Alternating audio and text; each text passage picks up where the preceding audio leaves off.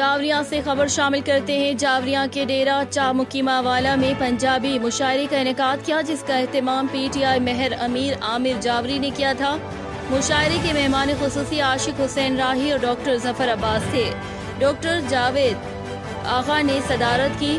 پنجابی شعراء کرام میں مہر امیر عامر، عاشق حسین راہی، منور الماس، مصطفیٰ حقانی، ملک اکبر آوان اور اردو شعراء میں ڈاکٹر جاوید آغا، ڈاکٹر ظفر عباس، نثار احمد نثار، کیسر عمران سیالوی، حسین اختر، عطا المحسن عاتق، تزکیہ اظہر موجود تھے۔ پنجابی اور اردو کے شعراء کرام نے علاقائی لہجے میں شعری سخن میں کمال پیدا کرتے ہوئے اپنا اپنا کلام پیش کر کے حاضرین سے خوب داد وصول کی۔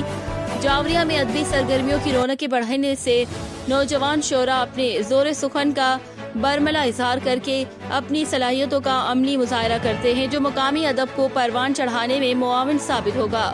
رپورٹ حاجی ظفر عباس، بیورو چیف، جاوریہ سرگودا۔